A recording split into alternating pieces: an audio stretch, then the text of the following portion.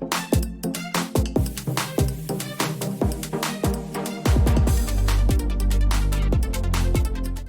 everyone. Welcome to Vibing This, the podcast where we give exposure to up-and-coming artists and demystify the music industry. I'm your host, Robin, and today I'm joined by my co-host, Brian. Hello, everybody. And today we're speaking with Judith. Hi. Welcome, Judith. I'm like, where do I wave? Thank you so much for having me. Brian, take it Thanks for away being with describing some of Judith's music, because she's freaking amazing. Oh my god. Yeah, first of all, Judith is freaking amazing. Well, funny coincidence here is that Robin texted me about interviewing you just a few days ago, and I had actually come across your music on my Spotify. I think it was like Discovery Weekly or something. Oh. I came across the song Ugh, however you say it. Yeah, with the rolling our eyes back, the sass and everything. And it was an immediate save for me. Oh my It was God. an immediate save. Yeah, I love that song. I think, yeah, I don't know. It's just like such a perfect kind of like jumping around through a bunch of different genres. It's got like hip hop. It's got, this sort of like punk or metal section, and then like a reggaeton section. So anyways, I really loved your music, and it was such a like funny coincidence there. Yeah, thanks for being here. Maybe you could just tell us a little bit about yourself and what inspires you in your music. Yeah, so my dad is a musician. I grew up around a lot of music, but a lot of classical music and like church music. So the music that everyone listens to is like, we define it as secular, Yeah. We, when I started, singing, a lot of my music was like choir music and sheet music and that type of shit. Can I curse? Oh, yeah. Okay, that type of shit.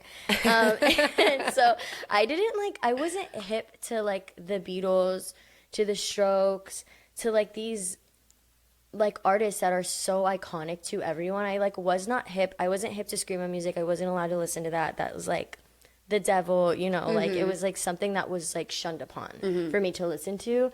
And so it wasn't until I was like maybe 18 or 19 where I started kind of like tapping in and like building my curiosity with that type of music. But singing, I would just sing what was on the radio. I love singing. Like there's never a time where I'm not humming, I'm not whatever, like I'm always singing, and I grew up in that environment. But it wasn't the type of music that I'm making, obviously. Yeah. But the more I started to discover like rock and like screamo and like all of this shit, I was like, dude, I want to do all of it.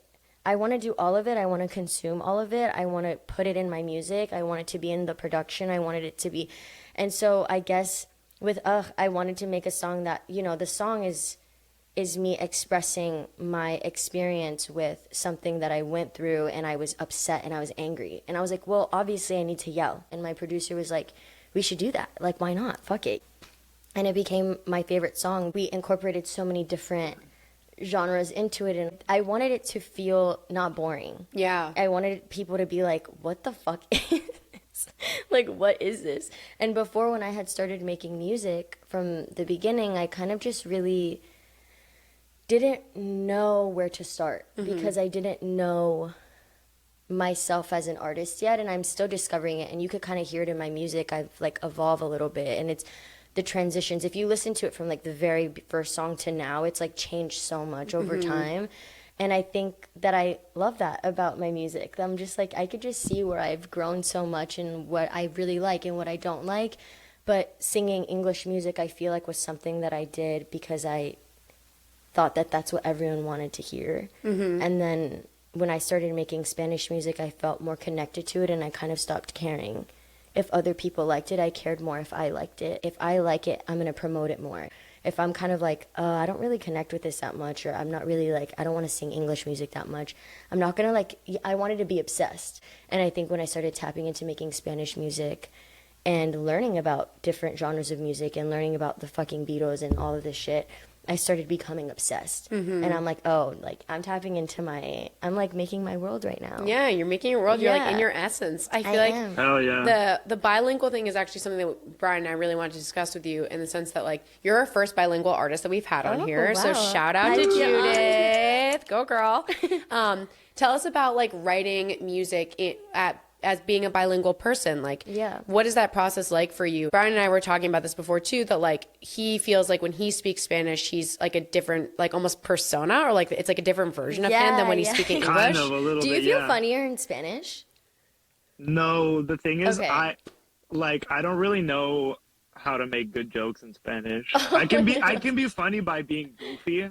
Okay. But really, I'm way wittier in English. Okay, I feel You're like... all right in English. I'm I'm all right in English. In Spanish, forget about it. Dude, I honestly feel like I'm funnier and more expressive in Spanish. Mm-hmm. In English, I overthink a little bit too much. Yeah. Where I really want it to make sense. And then I'm like, now this just doesn't even make sense at all. Mm-hmm. But I think when I write in Spanish, I feel like it's a little bit easier. I write with Pablo Said. And he writes all of my Spanish music with me, and we've been friends for years. And it's it's interesting how we write, because it really is just from a conversation. And I'm like, oh, we should use that. And he'll like sit there and think, and he's like, what if we say this? And what if it's like, it feels like we're just talking. Yeah. You know, and in English, I feel Yeah. like I couldn't write how I spoke because my English is a little bit like not bad. No, your English But, is great. Yeah, I think my English is great. I'm gonna validate myself. You know, your English is great. I mean, yeah, it's I wouldn't even know that it wasn't your first language. I feel like it's my used story. to- Thank you so much. My storytelling, though, in English, I feel like is a little bit all over the place sometimes. So, like when I'm trying to write something, I really can't crack the code. When I'm singing in Spanish, I just feel more confident with delivery. I feel more confident in myself. And with English, I'm like, did I say that weird? I'm like going back and listening, and I'm like, I don't like how I said this specific thing, or I feel insecure about this specific thing. So when I started like really singing in Spanish and writing in Spanish, and I just felt like I was, I don't know, blossoming into a little fucking flower or whatever. I was like, damn, like I'm kind of eating right now. a little pequeño flower. Yeah. A little pequeño flower. I always find it so interesting, people's different sort of bilingual experiences, because I feel like the language really does kind of affect how you sort of move throughout the world. And I have this experience sometimes where, because my Spanish is actually so much more limited than my English, sometimes it makes me nervous and less confident, but something about it to me is actually a lot easier, where I only know I only know one or two ways to say something in Spanish. So I'm just going to say it the only way that I know how. Right. Whereas in English, I got a lot of English up in here. I can say something a million different ways, and that oftentimes makes me overthink what I'm saying. In Spanish? Interesting. No, in English. English. I Okay. feel like even though a lot of times it ends up being maybe a little more broken or less eloquent, I think I'm a lot more direct in Spanish. I think I'm a lot more direct too. I think that makes me a better writer in Spanish, because in English I'm like, I don't even know if this just makes sense. I literally have to ask. I'm like, do you know what I'm trying to say? Who are some of your favorite Spanish artists? Oh my fucking God. I don't know, Rosalia. Rosalia is amazing. Dude, I love her. Is And she still dating Jeremy Allen White? I don't know. I think she was. Yeah. Really? Yeah, it's a hot couple. It's a power couple. I went to Greece with my friends, guys, and I saw Rosalia, and I was on my best friend's shoulders, sobbing, crying. There's pictures of me literally. I will send you the picture, dude. It's so funny. I'm literally in tears, like lágrimas. I'm like, I'm like screaming and crying. Like, for her. I love you so much. Dude, I felt so close to her. Seeing her perform like that completely changed my life. She loves her art so much, and she's so specific, and she like grew up in flamenco music and stuff, and I could just tell that she's obsessed with what she makes. Even especially watching her perform it, I'm like, this girl is everything to me. Like, love my life. Like, I love her so much. But anyways, she's one of my favorites. And Caliuches, I love Caliuches. Yeah, she's iconic. I love her.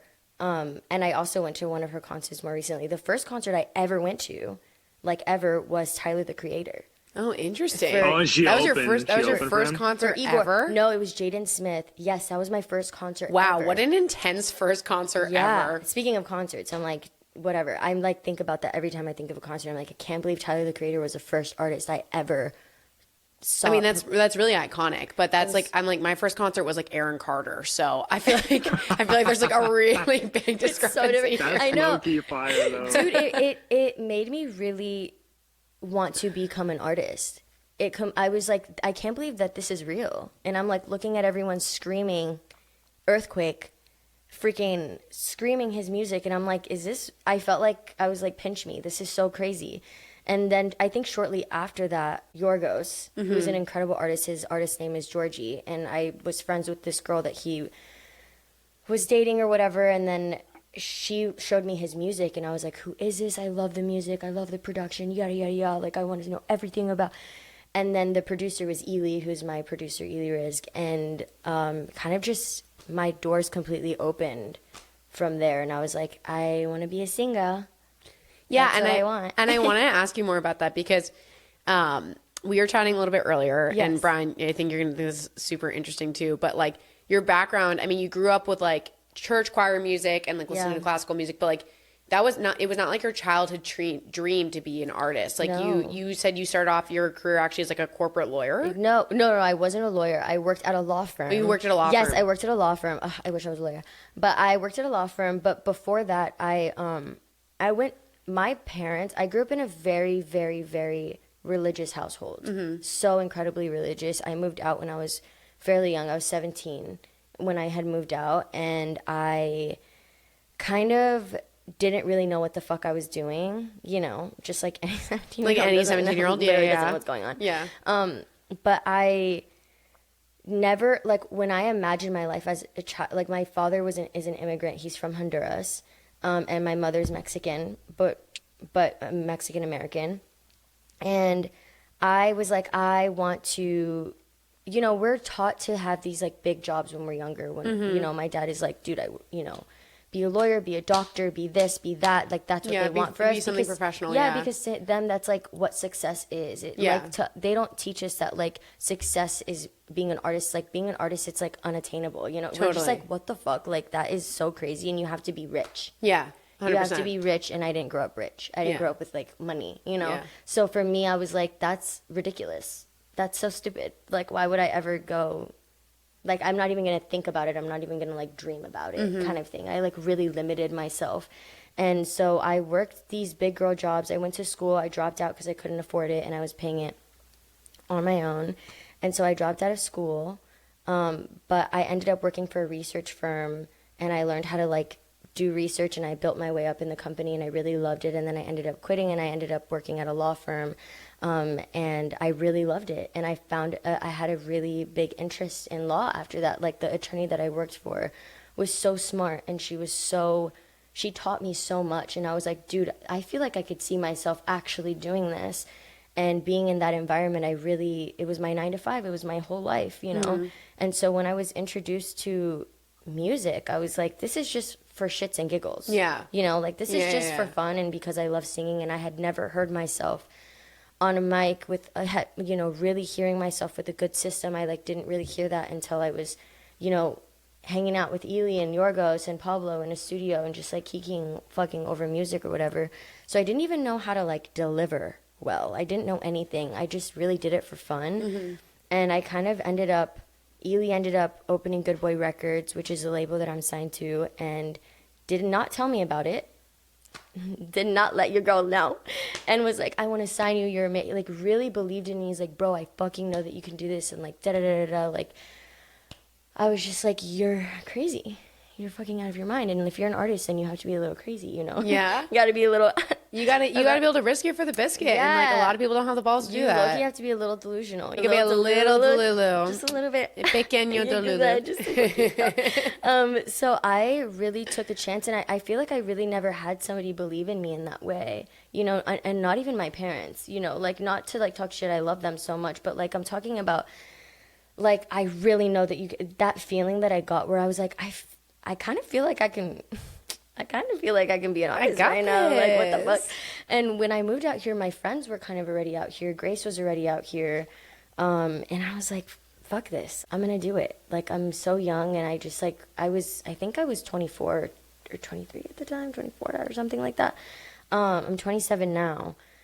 And I did it. I was just like, fuck it, I'm using all of my savings and I'm going to move out to LA and I'm going to try to fucking do the damn thing. And I still feel, when I think about it, I'm like, that's crazy. I can't believe I did that. But I'm so happy that I did. I don't think I would change a thing about it. I'm so privileged and lucky that I get to like make music. And it's such a privileged thing that I never thought I would ever have in my life. Like, ever. It's just like not something that I'm 27 now, and I'm like, damn, bitch, like, like, I get to, like, be in a room, and I get to be in spaces where I get to talk about my experience and talk about my, like, my knowledge, me not knowing anything about it, my knowledge and shit like that. But it's been a really beautiful experience. It's been hard because, you know, artists don't fucking we don't make money. Yeah. You know what I mean? So it's like you really have to believe in yourself to be able to, like, to try, you know what I mean? Yeah, or be okay to fail, you know? And it's honestly so inspirational. Like, so many people go their entire lives being like,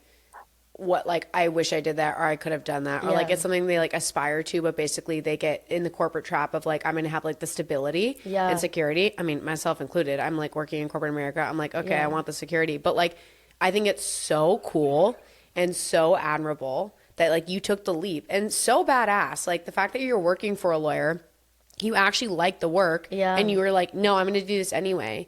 And your music is insane. Like it's so good. So like, I guess tell me about that. So Ely convinced you to like basically move to LA, sign with his label. How are you supporting yourself? And you've been doing this for a few years. So like, how are you supporting yourself with that? Well, speaking of stability, that was the hardest thing I think for me to learn, that it's normal for artists to not have, you know, stable income. For me, I was so used to having stable income for so many years that when I moved out here, it kind of like shook my world up a little bit. I'm like, what the fuck is this? Like, paycheck to paycheck life is crazy. And it took me a couple of years, like, honestly, to really to be comfortable with not really knowing. It sucks, but it's also something that I've really, you know, I talk about it in therapy a lot. I had to work through it to be like, this is what I want. This is my dream. This is my goal. And sometimes you have to be a little bit uncomfortable and a little bit, you know what I mean? To get your dreams, to do what you want to do, you know? And I'm like, fuck it. I would do that for music, you know? Yeah. But right now I work at a bar as a server, and I honestly love it because I get to work with my friends. And I think that learning little things, even if this isn't the job that I love, not that I love, but like that is my dream job, learning little things that I like about it. Being a server has, first of all, taught me a lot of patience. So I'm so much patience because you're working with people that are like assholes, you know what I mean? So it's really taught you how to like really come down to myself. But it's kept my work ethic good.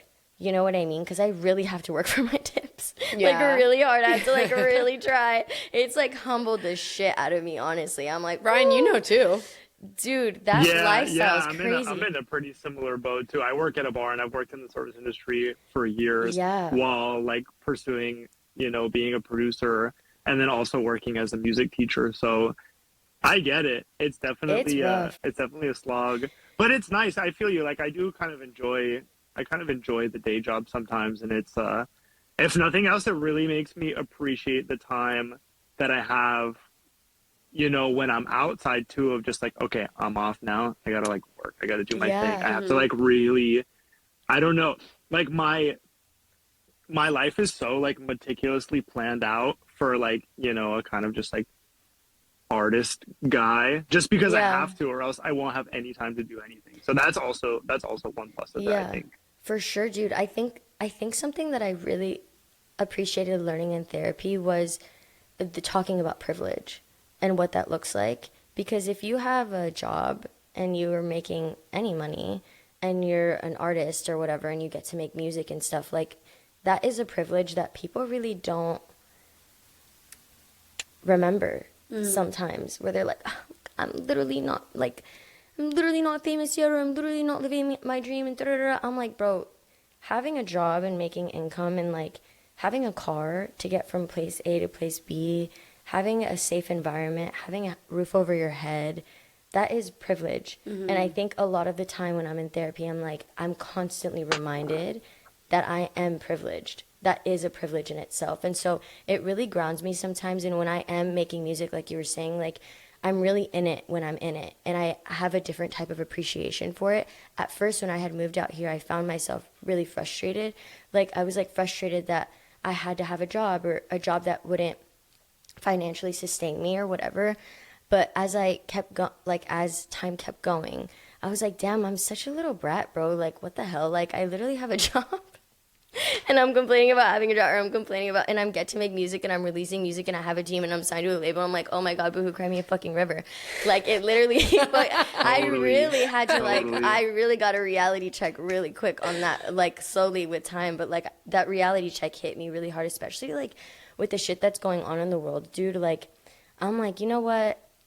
I'm just not going to complain about something that really, like, my parents worked so hard for me to have the life that I have, and, like, it's just not worth it anymore to complain. I just can't. I can't. Like, so when I, like, get down on myself about it, I'm like, girl, grow up.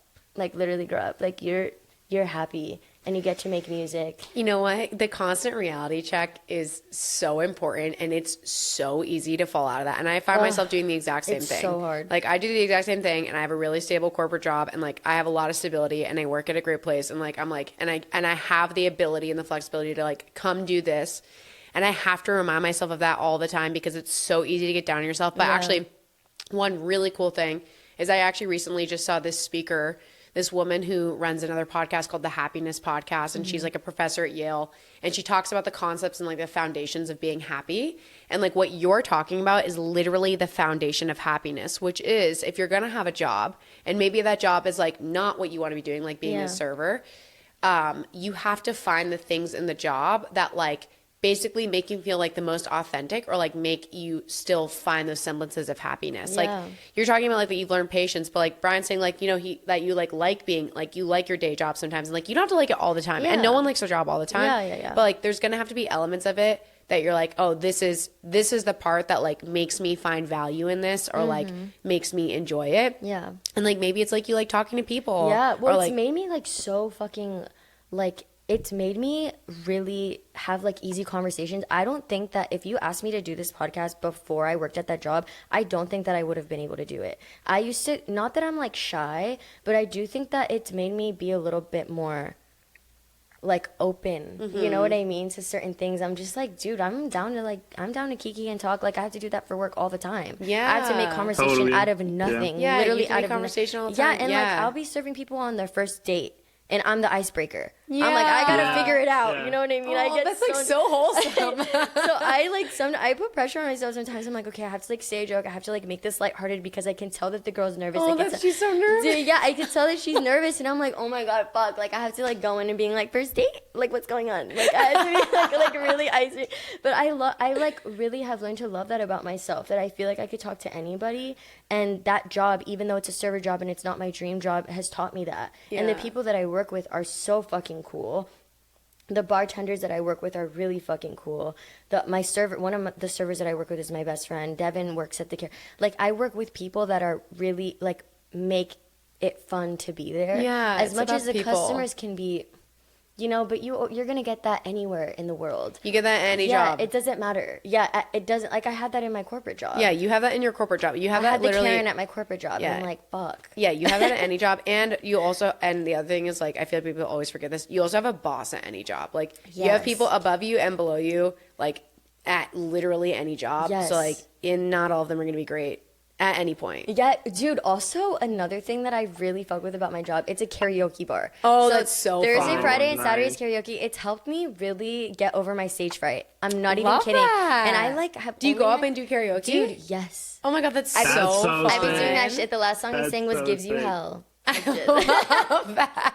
Like, that's so much fun. Dude, it is fun, and I didn't even, like, I've only had two real, like, I've had two backyard shows, and then two real stage shows where I like had like practice. I had in-ears in and shit like that. I've only had two ever, and I was really like, I could tell that I had a little bit of stage fright. I'm like, now if I went up to perform, I think I would actually be able to sing better out of nervousness, because when you're nervous, your voice kind of shakes sometimes, at least for me. And so now I'm like, I've really been practicing singing in front of people, standing literally this close to me because it's karaoke and everyone's singing and I'm like giving it my all. I'm like, damn, I'm kind of like getting over my stage fright. So I've learned a lot being a server and like having that, being around that environment and like time management. When I have my days off, what am I going to do with that time? Am I going to do something music? Am I going to do something for myself? It's taught me so much and it's very grounding. And I'm just like, I'm such a privileged ass person. I have such an incredible group of friends and community and amazing. I'm surrounded by artists 24/7. 20 fucking 4/7 that are incredible artists. And I'm like, I'm constantly consuming and learning new things all the time. Like, what more could a girl ask for, honestly? Like, this is really wholesome and sweet. Go, Judith. Oh my God, the coffee is crazy. This is me right now. People who are listening do not realize that Yeah, they people needed are this, but they needed this. Yeah, people are listening. Now they're like, oh my gosh, this girl is so... They're going to be like, this girl is so wholesome and pure and sweet. And then they're going to listen to Ugh, and they're like, whoa, she's badass. No, because I let out my anger with my music, dude. I really let out my anger with my music. And a lot of Ugh is about my, like, religious trauma that I went through. I, like, really, like, I'm starting to really put in what I'm feeling into my music and releasing it in that way. And that shit feels so nice, especially because I'm singing in Spanish and stuff. I'm like, I'm really expressing my anger and my fears and what it feels like. My next release is called Heather, and it's about being a Latina in this industry and what it feels like to kind of conform, like what we were talking about earlier, like conform to what people like, mm-hmm. And the hook is like, maybe I would do better if I talk like Heather. And like if I was white, nice. If I was, you know what I mean? And I picked a white girl name for that. But I wrote it with like all of my friends. I wrote it with like 7 of my friends in one sitting. And it was like the best thing I've ever made. It's the weirdest. I have to show it to you guys after. Yeah, it's I'm so excited. Weirdest thing. The hook is like country. And I'm singing in a country accent. It's like, I mean, it makes sense if you want to. It's hilarious. Yeah, it's really funny. It makes sense if you're like trying to conform and you're saying like if I was white, like that would be it. I mean the country accent like works with that. Yeah. Let's talk a little bit more about because I want to hear. Okay, as a really crappily speaking Spanish speaker, I literally took her for 5 years in high school, and then I went to Miami. And I think I was telling you this before, but like all my friends in Miami are either like Latin or they just all are fluent in Spanish. So I just like, honestly, I'm just horribly lazy and I never spoke because I'd be around Brian in Mexico City and be like, okay, you can order for me. Like you can navigate for me. Like you can just you take the reins. You can do all the talking. Or like like I mentioned before, like my best friend from college is like Brazilian. And so she speaks like Portuguese and Spanish and the other one speaks Spanish. And it's just like, so anyway, I'm not fluent by any means. So for a non-Spanish speaker, like let's get more into and talk a little bit about like what does that song mean. So you said it's like the processing of like your religious trauma. Yeah, me thinking about the lyrics, I'm like sick of the it's actually about my relationship with my dad. Okay. And my experience with how I grew up in a religion that I didn't really understand. Do you mind me asking what the religion was for context? Seventh-day Adventism. Seventh-day Adventists. Oh, I don't know what that is. Yeah, she's a special one. Okay. Yeah, she's a special one. Is it a subset of Christianity? Kind of. It's kind of. Seventh-day Adventists keep Friday sunset to Sabbath. So we hold Sabbath Saturday as the day of rest. That's like Judaism. Mm-hmm, yeah, a little bit. It's the days of the week that we do things it's very tied into Judaism, I feel like. But I went to a Seventh-day Adventist school practically my entire life, where you can really hear that in your music, dude. No, because I do that on purpose. I'm like, I don't want it to sound. I'm like, I want to piss everybody fucking off right now. I actually we would like I had Bible school as it was a part of my grade. It was part of my GPA. Wow. Like I had Bible school. I would have to perform for church as part of my grade on Saturday, which didn't even make any sense because why are you like grading me on the day of rest? Like that shit is crazy. Yeah, it was so crazy. But I was raised in that religion and I had a lot of questions when I left the church. And after I left the church, I was just Christian. after that. And then I had bigger questions about evolution, and I had bigger questions about where the fuck we came from. And kind of like no one really fucking knew. And I talked to a lot of pastors, and I got really curious. Yeah. I got very curious, and I ended up like, Ely is so like science guy, you know what I mean? He's such a science nerd that I would have these deep conversations with him, and I'm like, bro, that like I don't understand what you're saying to me right now. Like I've never heard anyone say this to me. I don't know what the fuck is. I was so confused and lost, and I ended up doing so much of my own research because I'm like, none of this, everything that I was taught doesn't make any sense right now, and I'm freaking out. You know what I mean? It was like an identity crisis. That's so interesting. Yeah, dude. And even with music, like secular music, my dad really made me feel like the drums and the guitar and like things like that was like devil shit. And it really scared the shit out of me. And so I did not listen to that type of music until I was I was like, I'm atheist. Like right when I was like, I don't believe in anything at all, and I'm like, and I'm content in this, and I'm content in like whatever, then I was like, all right, like I'm not scared anymore. I'm gonna listen to like some screamo shit. Like I want to like listen to scary shit that was like scary to me growing up.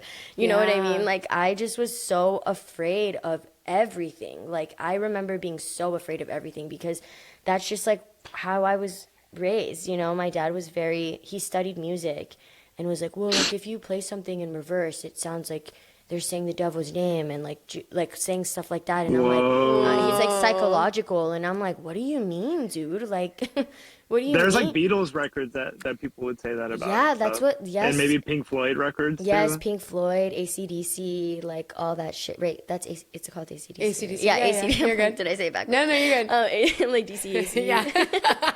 Yeah, fair. No, yeah, AC/DC. But just like stuff like that, and so I was really afraid. And I call it my anthem because "Ugh" is my anthem, where it's like I'm screaming, I'm gonna scare the shit out of you, Brad, because you scared the shit out of me. And now, so I'm gonna yell, and I want to let out my anger, and like I'm gonna make some devil music. Yes, dude. And I felt so like if I didn't believe in God, that I wasn't lovable, like that no one would love me. And that fucked me up, dude. Like, that is something that was, like, to my core. Like, I was so afraid of not believing in God because I'm like, if I don't believe in God, then who's going to love me? Which is kind of twisted and kind of fucked up. It got, like, kind of deep. But when I was making and I was writing it with Pablo, like, I was talking about my experience in that world. Like, there's a line that says, sé que tienes fe, pero no es conmigo. It's like, I know you have faith, but it was never in me. Like, you only have faith in what you like. I have so many friends that are still, I have a few friends that are still pertain to like being Seventh-day Adventist, and I love them so much. I don't give a fuck. Like, I just like, be nice to me and I'll be nice to you. You know what I mean? Like, I have nothing against it, but my experience really like shook my world. You know what I mean? And I think like with my parents in particular, it really like affected me. And when I made that song, I'm like, I really want to be heard. Yeah. When I say this, and if I have to yell in this song for you to hear what I'm trying to tell you and to try to like for you to listen to me, then I'm going to yell and I'm going to scream. And it was funny because when I was tracking it, I was really struggling and yelling. I was like, Ely had to like take the mic and like yell like this. Like he had to teach you because I was like, I'm scared. Like I don't want to yell. Like what if my yell's ugly?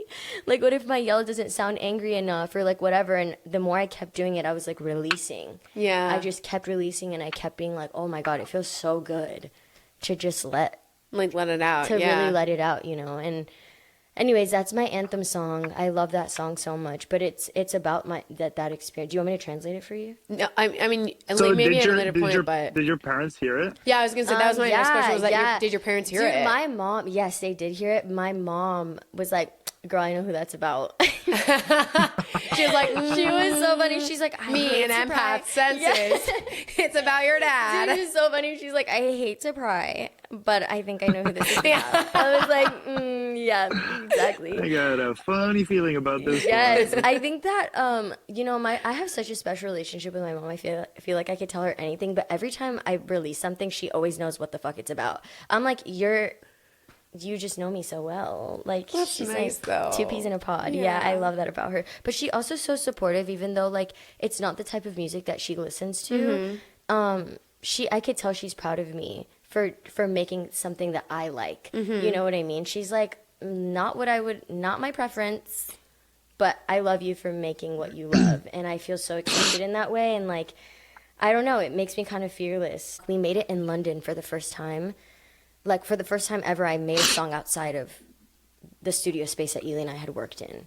We were in London, and his session got canceled in London, my session got canceled, and he's like, fuck it, like, let's make a song. And I was like, fuck, like, okay, bet, let's go. And so we made this song. It was like what I was feeling in the moment, and it felt really special. And I have like so many clips of us making it, and I could see how excited I was about it. And when I had gotten the master of the song, I was in a mental health treatment for about 5 months. And when I heard the master of the song, I remember right before entering into my treatment program, I just was like sobbing. I was like a fucking mess, even though the song is like crazy and like has so many elements to it. I think I was crying more about the words of the song, and I was like, I'm so proud of myself for like expressing myself. Ew, I'm gonna cry. No, this is so great.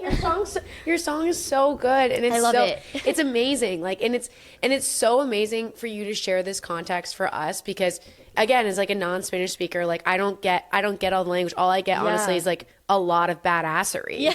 Because I'm just like, oh, this girl's badass. Especially when you hit the reggaeton part. I'm like in my car, like, yeah, dude, that's my favorite part, dude. Because like the lyrics of that part is like, estoy mejor aquí, estoy mejor así. It's like, I'm better here and I'm better like this when I follow my dreams.